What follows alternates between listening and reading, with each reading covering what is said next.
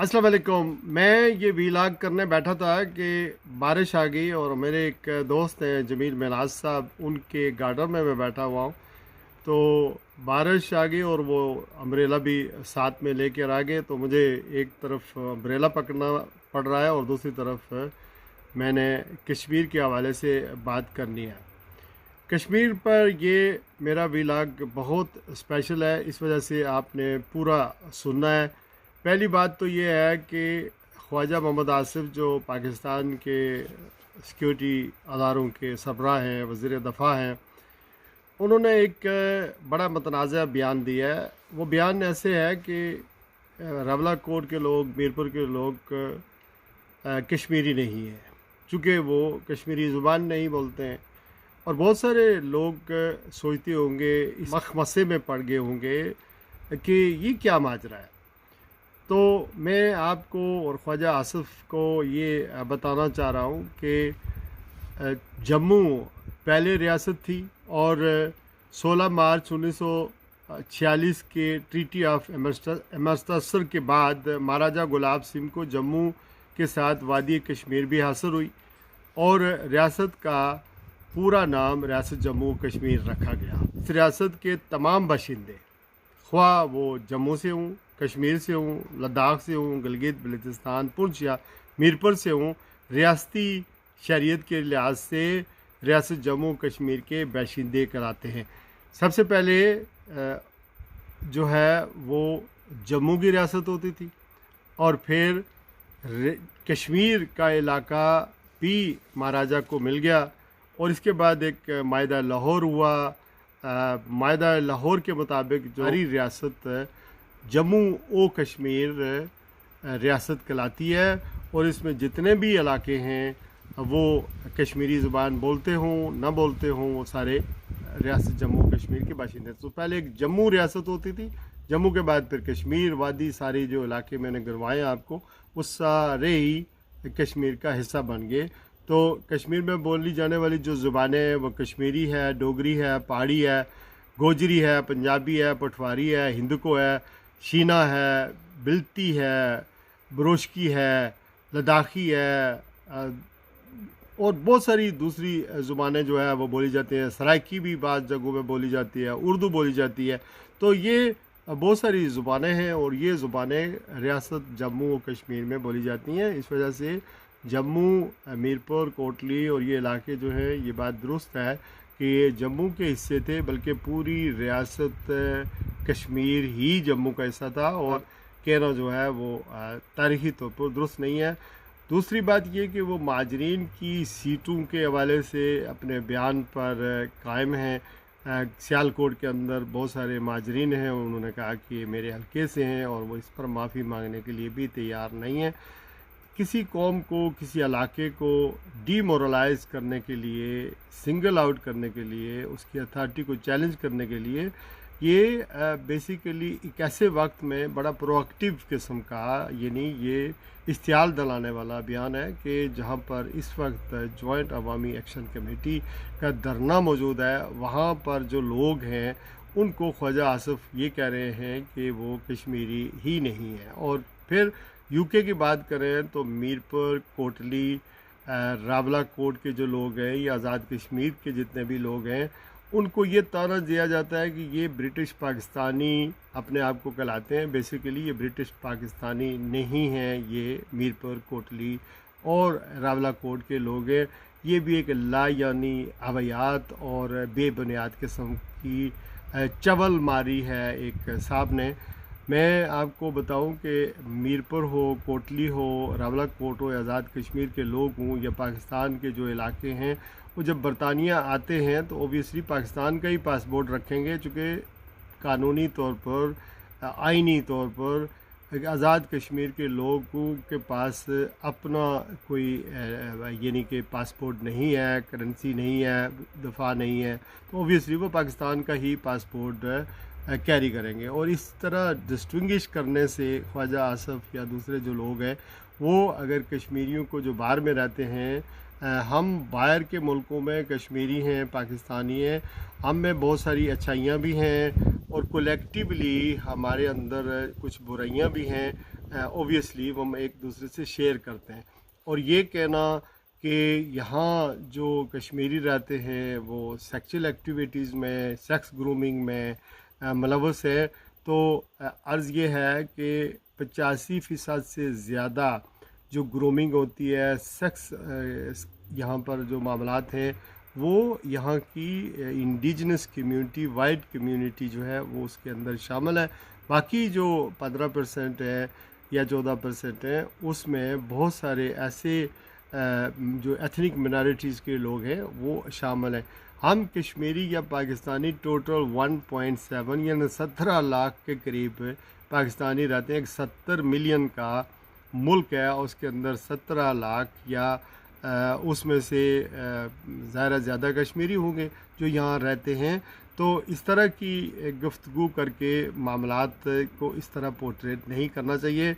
इसके अलावा जो मुझे जॉइंट अवामी एक्शन कमेटी को इन्होंने एकदम से काला दम करार दिया, ये बात कहाँ यहाँ तक पहुँची कैसे, ये भी एक तो बड़ी उजलत में इस तंज़ीम को जो रजिस्टर ही नहीं है, और जो आम लोगों की तंज़ीम है हकूक़ और वसाइल हकूक़ की वजह से अवामी हकूक़ लेकर वो सामने आई है, उसको उसके साथ एग्रीमेंट किया, अंडरटेकिंग दी वफाकी हुकूमत ने। उसके बाद आप ये देखें कि बारिश खड़ी हो गई है, थैंक यू। उसके बाद वफाकी हुकूमत ने मायदा किया, हाई पावर डेलीगेशन यहाँ से गया इस्लामाबाद से, और सारे मामलात हो गए। लेकिन वो 12 सीटों का मामला और उसके बाद जो वहाँ की हुकूमत है उसके अखराजात को कम करने का मामला सामने जब आया, तो उस वक्त रियासत ने सख्ती की। उनका तरीक़ाकार भी जॉइंट अवामी एक्शन कमेटी वालों का गलत होगा। वहाँ जो नारे लगे, जो तकरीरें होती लगी, उसमें मजमूई तौर पर 95% बल्कि 99% पाकिस्तान वो जो कश्मीरी हैं या धरना देने वाले हैं या एहतजाज करने वाले हैं वो मुहिब वतन पाकिस्तानी है।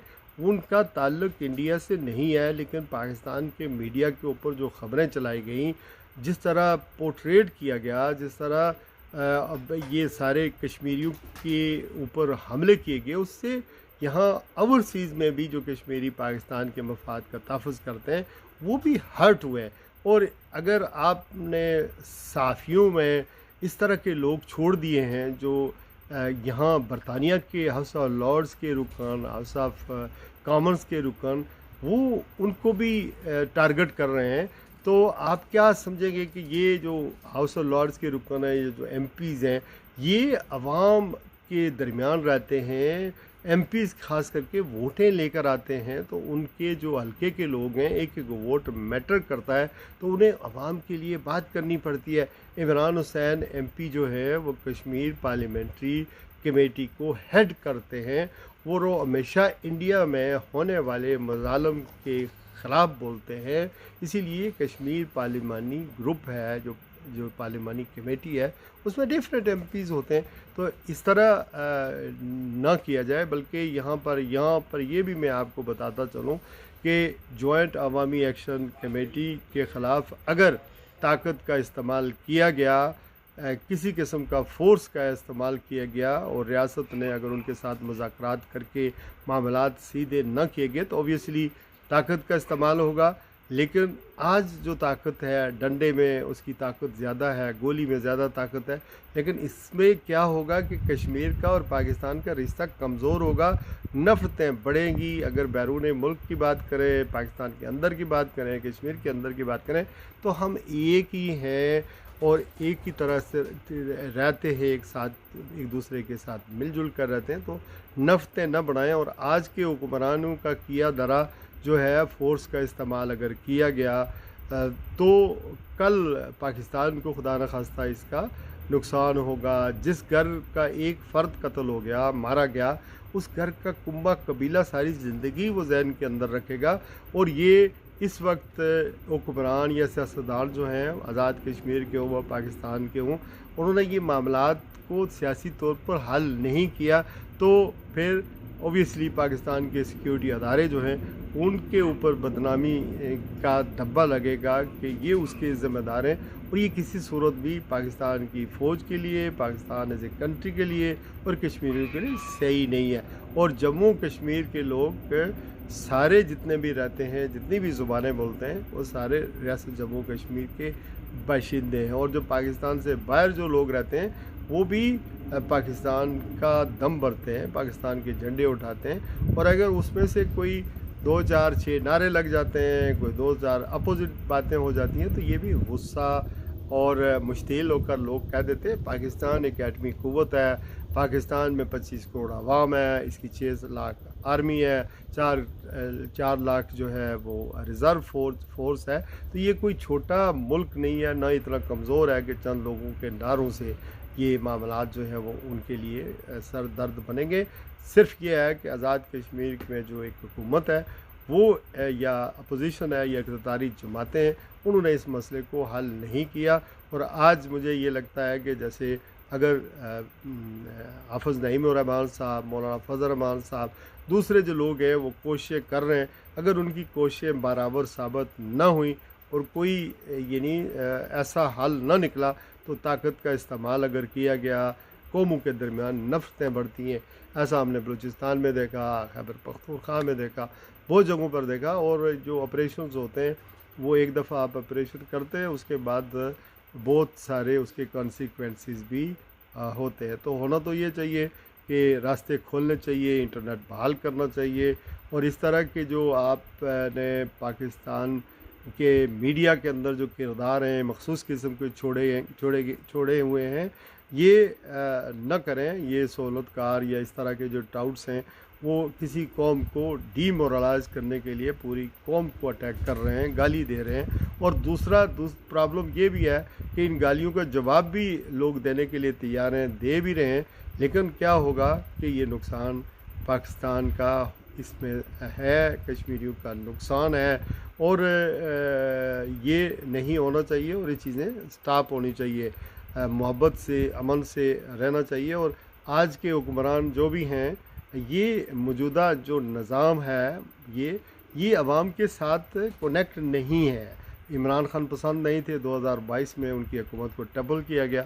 और फिर उसके बाद जिस तरह के मामलात हुए, जिस तरह लोग इररेलेवेंट हो गए, तो 2023 में जॉइंट अवामी एक्शन कमेटी बनी। उसको अवाम ने आटा, बिजली और महरूमियों की वजह से उसको ऑन किया, उनको पेज़राई मिली।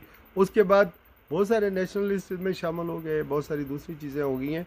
लेकिन हुकूमत को, सियासतदानों को स्पेस देना पड़ता है। जो लोग आते हैं, मुजाहरे करते हैं, गालियाँ देते हैं,